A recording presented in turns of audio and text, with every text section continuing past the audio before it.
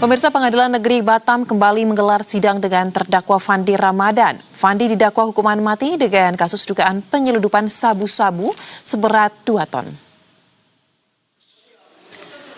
Sidang pembacaan nota pembelaan atau pledoi terdakwa Fandi digelar di Pengadilan Negeri Batam pada Senin siang kemarin. Dalam nota pembelaannya, kuasa hukum Fandi, Bakhtiar Batubara, menyatakan bahwa Fandi hanyalah korban sindikat narkoba dan tidak mengetahui muatan 67 kardus sabu yang diangkut kapal tanker Sea Dragon hingga akhirnya disergap aparat gabungan di perairan Kepulauan Riau. Selain itu, Bakhtiar juga menegaskan bahwa awalnya Fandi melamar pekerjaan melalui agen bernama Iwan pada April 2025 untuk bekerja di kapal kargo MV North Star sesuai dengan kontrak kerja. Tetapi tiba-tiba dipindahkan ke kapal tanker Sea Dragon yang berisi 2 ton sabu. Diceritakan Fandi sama saya, dia tidak mengetahui baru. Setelah penangkapan dia baru tahu. Iya, baru kerja lagi. Sekitar 4 hari dia kerja. Kondisinya ya sangat memprihatinkan lah. Anak saya mentalnya memang drop kali. Saya kasih pesan, saya bilang sama anak saya, semangat keluar. Yang penting berdoa, kita tetap berusaha kemana pun kita cari. Sebelumnya, pemirsa, Fandi Ramadan yang berumur 26 tahun, seorang anak buah kapal yang baru saja bekerja selama 3 hari, dituntut hukuman mati. Ia didakwa atas kasus penyeludupan hampir 2 ton sabu dalam kapal Sea Dragon yang berlayar di perairan Kepulauan Riau.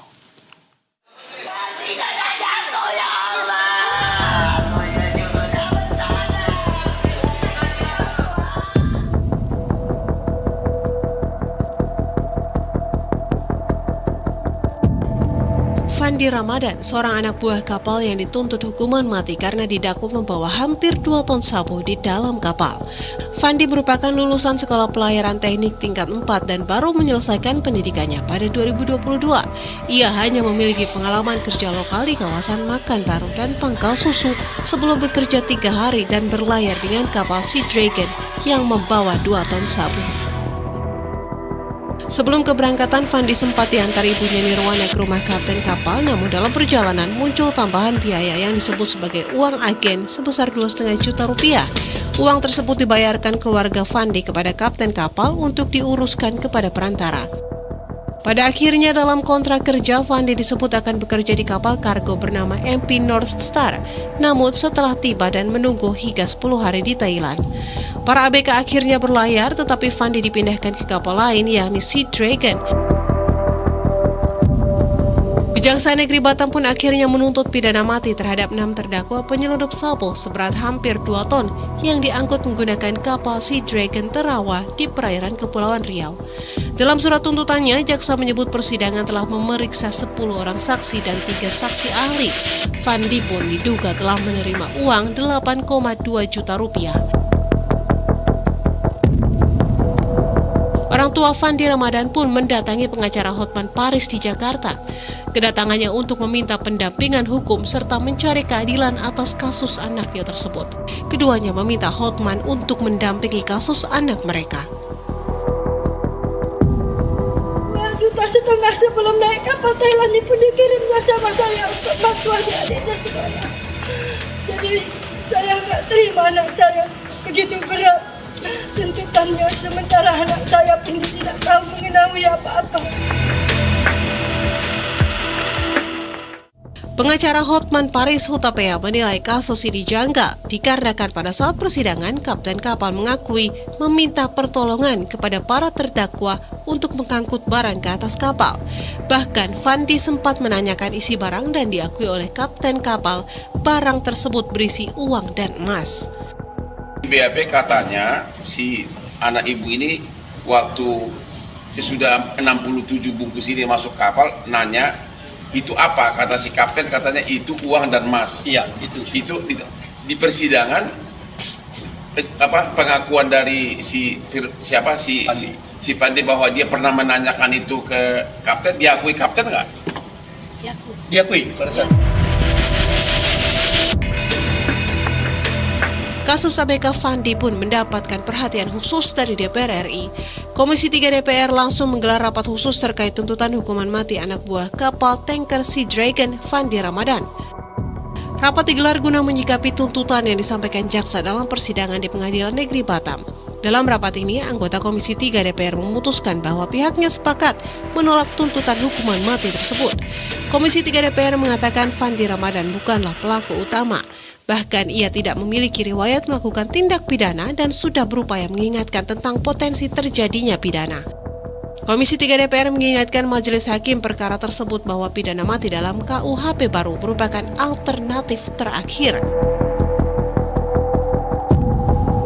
Komisi 3 DPR RI mengingatkan kepada penegak hukum, termasuk majelis hakim dalam perkara Fandi Ramadan dan Pengadilan Negeri Batam, bahwa konsep hukuman mati dalam KUHP baru jauh berbeda dengan KUHP lama. Kasus ini mendapat sorotan. Pasalnya, banyak pihak mempertanyakan mengapa bandar sabu atau pihak yang memiliki sabu hampir 2 ton belum juga ditangkap. Tim Liputan Berita 1.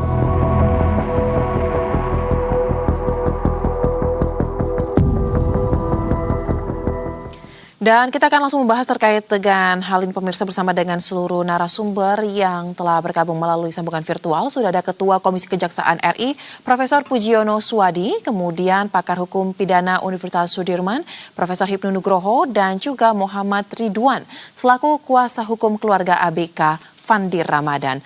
Halo, selamat malam Bapak-Bapak. Selamat malam, Mbak. Selamat malam, Mbak. Baik. Terima kasih telah meluangkan waktunya untuk kita berdiskusi di Berita Satu Utama. Saya ingin ke Bang Ridwan terlebih dahulu. Bang Ridwan, ini kan kasus masih bergulir ya di meja hijau. Kalau tidak salah, hari ini informasinya ada sidang replik ya atas pledoi yang sempat dibacakan beberapa hari lalu. Pertanyaan saya, bagaimana tadi jalannya sidang? Dan mungkin bisa diceritakan juga terkait dengan beberapa poin kejanggalan atau mungkin ada cerita intervensi kah yang diterima oleh pihak keluarga sepanjang kasus ini bergulir? Baik, alhamdulillah hari ini persidangan kita replik dari jawaban jaksa penuntut umum ya atas pledoi dari kami kuasa hukumnya Fandi Ramadan. Kalau dilihat dari kejanggalan dalam surat tuntutan jaksa penuntut umum ya, kita sudah melihatkan persidangan dari awal sampai dengan agenda replik hari ini ada beberapa keganjalan dalam surat dalam tuntutan jaksa penuntut umum. Kita lihat di dalam surat dakwaan di poin nomor 5 dalam keterangan terdakwa, jaksa penuntut umum menyatakan bahwa di situ Fandi menerima uang 2.500.000 saat melamar pekerjaan. Di dalam fakta persidangan, ya, Fandi itu kan bekerja, dia melamar bekerja melalui salah satu agen di Belawan. Nah, di situ agen itu menawarkan dia melamar pekerja melalui agen, tapi dengan imbalan 2.500.000. Ketika kalau seandainya dia menerima pekerjaan, maka dia wajib menyerahkan uang 2.500.000 kepada pihak agen. Nah, begitu dapat tawaran melalui Kapten Hasyolan Samosir, ya kan, di pihak agen memberikan kontak WhatsApp kepada Fandi untuk menghubungi pihak Hasyolan Samosir sebagai selaku kapten di dalam kapal ini. Nah, di saat komunikasi berlangsung, ya kan, itu ada kontekan langsung antara Fandi sama Hasyolan Samosir selaku kapten. Baik. Nah, di tanggal sebelum tanggal 1 Mei, di tanggal 1 Mei 2025, saat Fandi mau berangkat bekerja, dia berkumpul di titik kumpul itu di rumah Kapten Hasyolan Samosir. Nah, di situ saksi Kapten Hasyolan Samosir ini meminta uang 2.500.000 kepada Fandi, bahwa uang 2.500.000 ini akan diserahkan kepada pihak agen. Di dalam fakta persidangan, uang 2.500.000 ini itu diakui oleh Hasyolan Samosir bahwa dengan rincian 1,5 juta itu uang Hasyolan Samosir menikmati uangnya. 1 juta rupiah itu dikirim kepada pihak agen. Baik. Nah, yang kedua, dari jaksa penuntut umum ini mempermasalahkan gaji, ya kan? Gaji sebesar 8.200.200 sekian, ya. Nah, di dalam yang dinyatakan oleh jaksa penuntut umum itu adalah bonus atau uang sebagai imbalan karena dia membawa narkotika, ya. Nah, yang perlu kita sadari bahwa uang 8.200.000 sekian itu adalah uang gaji. Baik. Fandi Ramadan yang nantinya akan dipotong dari gaji pokok. Itu berdasarkan sesuai dengan aturan Maritime Labour Convention tahun 2006 yang menyatakan suatu sistem untuk memungkinkan awak kapal pada saat memulai bekerja atau membagi apabila mereka menginginkan atau sebagian dari upah mereka untuk dikirimkan dengan jangka waktu teratur kepada keluarga mereka melalui pengiriman antar bank atau dengan cara sejenisnya. Nah, dari sini, berdasarkan fakta persidangan, bukan hanya Fandi saja mendapatkan uang pinjaman gaji, tapi semua kru terhadap pinjaman gaji tersebut. Baik. Yang ketiga, bahwa antara agreement sama LG ini memiliki perbedaan yang sangat signifikan. Baik. Yang di dalam agreement ini, si Fandi dijanjikan kepada Hasyolan Samosir itu bekerja di kapal kargo MV North Star. Sedangkan di dalam LG, terdakwa Fandi Ramadan itu bekerja di Baik. kapal tanker Sea Dragon. Baik, Pak Ridwan, dari apa yang Anda jelaskan tadi 3 poin ya Pak ya, kami sudah mendapatkan bahwa memang ada ketidaksesuaian antara fakta yang diketahui oleh pihak kuasa hukum dan keluarga dengan apa yang dituliskan dalam dakwaan tersebut. Nah, kalau begitu saya ingin perspektif dari pakar hukum pidana, Prof. Hipnu. Kalau melihat kasus ini, bagaimana menurut Anda sebenarnya tuntutan yang sudah dibacakan dan juga kronologi tadi yang kurang lebih sudah beredar di media sosial dan juga tadi yang sempat diceritakan ya kejanggalan dari poin-poin yang disampaikan oleh Pak Ridwan. Apakah kasus ini memang sudah cukup clear menurut Anda sehingga tuntutan mati yang disematkan bagi Fandi Ramadan ini sudah tepat?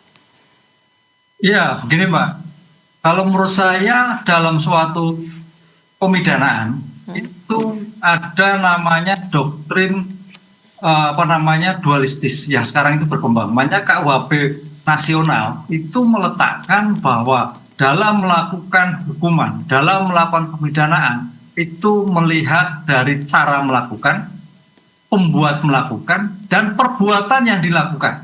Nah, dalam konsep di situ tampaknya dalam pembuktian tidak melihat sampai ke sana, sehingga seolah-olah tadi yang bersangkutan Fandi ikut memindahkan gaji dan sebagainya. Ya. Faktor pribadi Fandi yang terkait dengan baru 3 hari tampaknya tidak dilihat di sana. Kita harus tahu loh, kalau perbuatan 2 ton itu sudah lumayan ngeri loh Mbak. Betul. 2 ton itu bawahnya juga berat loh. Di sini tidak menjadikan suatu pertimbangan tersendiri. Dengan demikian kalau hanya melihat suatu pertimbangan 2 ton bahwa itu dimungkinkan dari aktor seterusnya, tapi dari perbuatan si pelaku tampaknya tidak ada suatu pertimbangan dari ke arah sana. Karena kita harus lihat loh, namanya narkotika itu sindikat. Sindikat itu kadang-kadang main jebak. Dengan main jebak itu terpaksa Fandi ini tampaknya kejebak dalam suatu seperti itu dengan menggunakan orang lain. Ini yang saya kira menjadikan harus melihat suatu holistik. Karena kalau kita lihat modus narkotika itu permasalahannya kompleks sekali, tidak hanya mengirimkan, memindahkan, tapi bagaimana menghilangkan jejak, bagaimana menggunakan orang, sehingga seolah-olah barang itu hanya pada pelaku yang terakhir, tapi tidak sampai pada pelaku utama atau pelaku menengahnya. Ini yang harus kita lihat. Oleh karena itu dalam konteks seperti ini Mas Ridwan tampaknya dalam pembuktian awal itu harusnya dipulai habis-habisan dari pelaku utama, pelaku kedua, pelaku ketiga. Sehingga seolah-olah hari ini pada pelaku ketiga, sehingga agak sulit untuk dijadikan Fandi itu dalam rangka sebagai sindikat. Gitu. Baik, Anda melihat ada faktor yang sangat penting ya, faktor pribadi Fandi yang tidak diperhitungkan dalam kasus ini. Karena dia masih baru bekerja selama 3 hari. Nah, kalau begitu saya ingin ke Prof. Pujiono. Prof, terkait dengan tuntutan yang disematkan oleh jaksa atas Fandi dalam kasus ini menuai respons keras dari masyarakat. Apalagi KUHP nasional menempatkan hukuman mati ini sebagai alternatif. Nah, Komisi Kejaksaan sendiri mengawasi kinerja jaksa, apakah mempunyai catatan tersendiri mengenai kasus yang tengah disorot ini? Ya, ada 2 catatan saya. Yang pertama, KUHP kita itu dan juga KUHP itu kan sebenarnya sudah ada perubahan paradigma ya. Jadi menghukum itu caranya itu dulu dari retributif sekarang jadi restoratif, korektif, rehabilitatif. Nah, pengetahuan ini menurut saya belum diikuti dengan paradigma APH. Kalau bagi saya teman-teman itu ya memang jaksa itu kan melihatnya berkas ya. Karena berkas penyidikan kan dilakukan oleh BNN bukan oleh jaksa. Nah, dari jaksa ini saya melihat masih KPI-nya itu adalah menghukum orang, mulai dari tersangka, jadikan terdakwa, hingga kemudian jadi terpidana. Ada persoalan sebenarnya, yaitu adalah soal access to justice. Ada beberapa pihak yang memang sebenarnya kalau dalam pembuktian itu bisa jadi nih, dalam konteks ini kan ada ketimpangan, bahwa Fandi ini punya problem access to justice. Soal pembuktian ini kan kalau dalam paradigma crime control model zaman dulu KUHP lama, KUHAP lama itu kan bagaimana orang segera jadi terpidana. Nah, sekarang kan harusnya imbang. Nah, ini yang sisi ini tidak dilihat. Dan ya mohon maaf juga bahwa dengan segala kekurangan yang ada di Fandi Ramadan, ketika bukti-bukti persidangan ini yang memang secara basis legalnya jaksa punya alasan untuk kemudian melakukan tuntutan mati. Tetapi teman-teman di jaksa ini yang perubahan paradigma ini yang menurut saya gak kurang melihat ke sana. Jadi harusnya dilihat bahwa kekurangan pembuktian yang dilakukan oleh Fandi ini bukan berarti menjadikan alasan untuk melakukan tuntutan sampai mati itu. Ingat, hukuman mati itu adalah sebagai alternatif khusus yang kemudian diancamkan, dan sekali tadi juga sudah disebut Pak Ibnu, ini 2 ton itu bukan main-main, pasti ini kan pemain-pemain besar. Nah, yang berikutnya juga yang kedua, bahwa harusnya juga ketika kemudian diikuti dengan perubahan paradigma, bukan hanya pengetahuan saja, perubahan paradigma, maka kemudian APH itu bisa kemudian menemukan hukum yang sebenar-benarnya. Sebagai contoh nih, kemampuan untuk melakukan pembuktian, misalnya ada nggak sebenarnya niat dari si Fandi ini untuk kemudian terlibat dalam jaringan itu? Kan ini butuh bukan hanya sekedar circumstantial evidence yang muncul, tetapi kan butuh mungkin penjelasan dari ahli yang mengatakan, oh ini ada niat, oh ini tidak ada niat. Nah, akses to justice dari Fandi Ramadan dengan segala keterbatasan itu mungkin tidak bisa sampai mengungkap ke sisi itu. Nah, ini yang harus dilihat APH, bahwa semangat paradigma baru itu harusnya bukan hanya sekedar menghukum orang, tetapi juga kemudian menemukan keadilan di sana. Ada 5 orang. Nah, 5 orang itu perannya kan bisa beda-beda. Betul. Bisa masing-masing. Bahwa kita bahwa yang namanya narkoba itu adalah ancaman serius bagi bangsa dan negara, tapi kita harus kemudian melihat peran ini secara lebih terpisah-pisah. Seberapa besar masing-masing peran, sehingga kemudian ancaman hukuman pun juga bisa jadi berbeda-beda. Baik, sangat disayangkan kita melihat bahwa hukum kita, KUHAP dan KUHP kita sudah berubah paradigmanya, tetapi ternyata aparat penegak hukum kita sepertinya belum siap, masih gagap untuk menyesuaikan dalam penanganan kasus-kasus yang terjadi, apalagi kasus ini sangat disorot kali ini mengenai hukuman mati yang disematkan untuk ABK yang baru bekerja selama 3 hari. Kita akan bahas lagi Bapak-Bapak, tapi kita harus jeda terlebih dahulu, tetaplah bersama kami di Berita Satu Utama.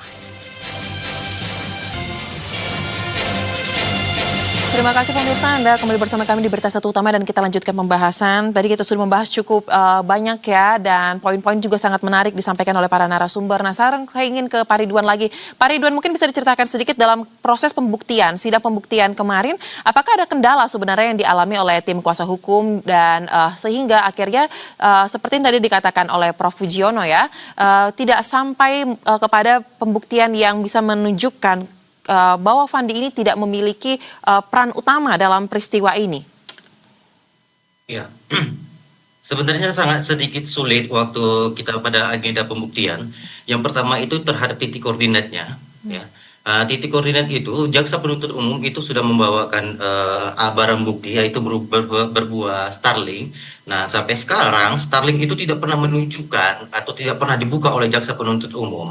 Sedangkan kita mempertanyakan terhadap titik koordinat itu, apakah titik koordinat itu masuk dalam relatif ke Pengadilan Negeri Batam, apakah masuk dalam relatif Pengadilan Negeri di Karimun.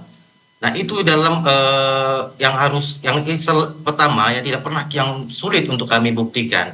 Nah, terhadap yang kedua, alat komunikasi Fandi Ramadan itu disita oleh jaksa penuntut umum, sehingga kita tidak bisa dalam fakta persidangan, di dalam pembuktian itu tidak pernah dihidupkan HP itu. Tujuannya apa? Kita hanya mau melihat di dalam percakapan, di dalam handphonenya Fandi Ramadan, apakah ada percakapan terkait dengan pengedaran narkoba ini? Apakah ada komunikasi antara Fandi Ramadan ini dengan si Tanzen ini? Ya kan? Nah, kalau dilihat dari hasil keterangan ahli forensik kemarin, di dalam BAP-nya, bahkan di dalam fakta persidangan sekalipun, itu tidak pernah membukti, itu tidak ada komunikasi terkait pengedaran narkoba ini. Ya. Antara komunikasi Fandi Ramadan ini bersama 5 kru yang lainnya, termasuk dengan si Tanzen ini, hanya terdapat satu komunikasi, yaitu antara Fandi Ramadan sama Siolan Samosir. Di dalam persidangan itu hanya membahas terkait lamaran kerja saja, tidak ada terkait dengan pengedaran narkoba dan rute perjalanan dan pengangkutan barang-barang tersebut itu ada di mana. Itu tidak pernah ditemukan di dalam handphonenya Fandi Ramadan. Baik. Tidak ada bukti yang kuat untuk menunjukkan bahwa Fandi Ramadan ini menjadi pemeran utama atau sentral dalam kasus sabu seberat 2 ton ini ya.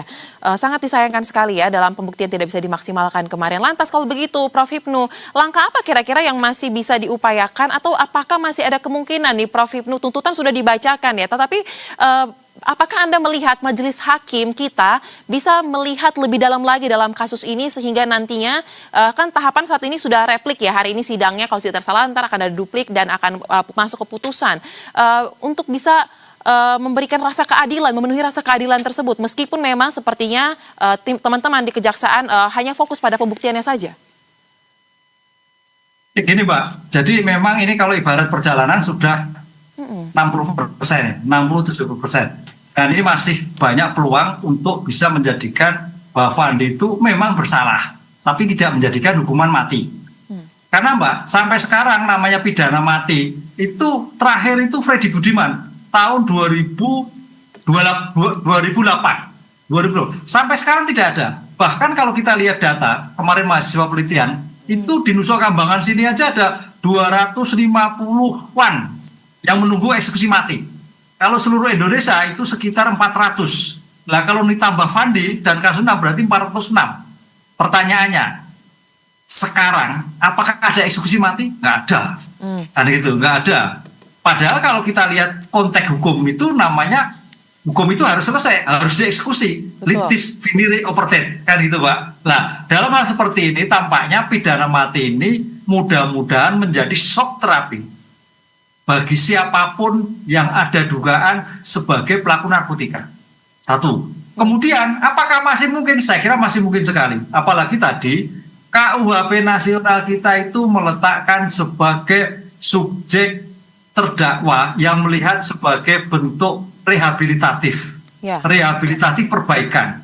Fandi ini masih muda, jadi masih dimungkinkan untuk bisa mengisi kehidupannya ke depan. Apalagi dalam KUHP tadi Prof. Mujib menyatakan ini sebagai alternatif, sehingga agak sulit untuk sampai suatu pidana mati. Dengan demikian Mas Ridwan sebagai penasihat hukum bisa meletakkan bahwa kategori-kategori pemidanaan ini bukan hanya sebagai pelaku utama, mungkin sebagai ini membantu. Ada salah tapi tidak sampai pidana mati. Karena perannya di situ tadi dalam konsep turut serta, itu perannya seperti apa? Apakah turut serta murni? Apakah hanya membantu? Gitu Mbak. Ini saya kira masih apalagi sekarang viral dan pemerintah DPR juga memberikan perhatian. Sehingga hakim saya kira akan melihat secara objektif. Baik, masih ada harapan ya kalau begitu Prof. Hipnu. Nah, kalau gitu Prof. Puji, sebagai Komisi Kejaksaan, karena kasus ini sudah mendapatkan atensi yang luas, DPR sudah angkat suara juga. Kira-kira dari Komisi Kejaksaan sendiri apakah sudah atau sedang melakukan langkah-langkah tertentu mungkin terkait dengan kasus ini atau mungkin sudah merumuskan rekomendasi kira-kira yang akan disampaikan kepada Kejaksaan? Karena kan catatannya tadi Anda mengatakan dua hal ini sangat penting, sangat sentral.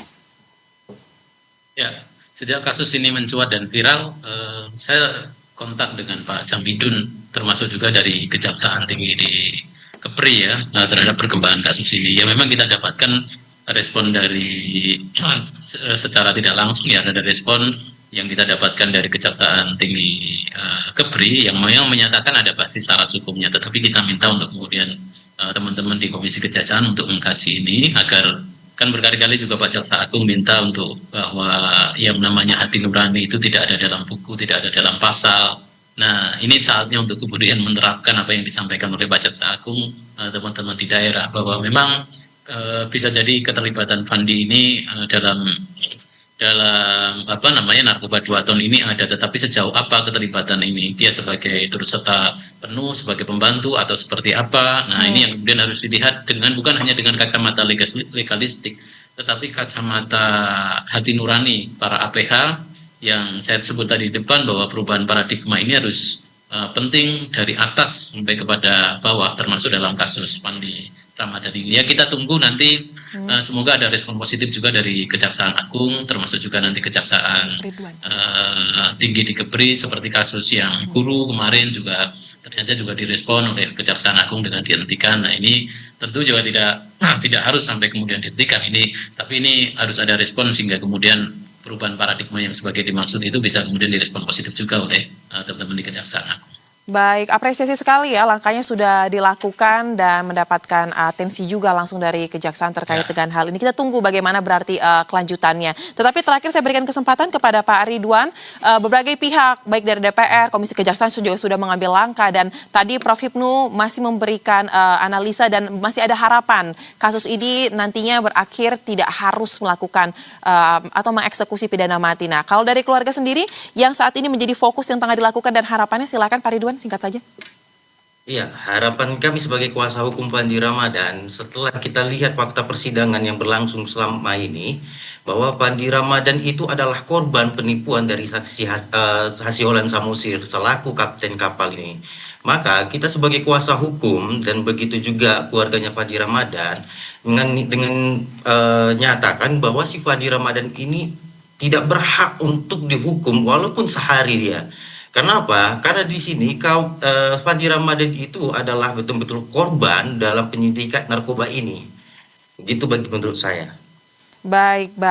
Kita akan kawal terus bagaimana nanti kelanjutan penanganan kasus ini dan terutama putusan hakim. Kita harapkan mencerminkan rasa keadilan tidak hanya berpusat pada proses pembuktian semata saja. Terima kasih untuk diskusi yang sangat menarik, Prof. Puji, Prof. Hipnu, dan juga Pak Ridwan. Salam sehat, selamat kembali beraktivitas.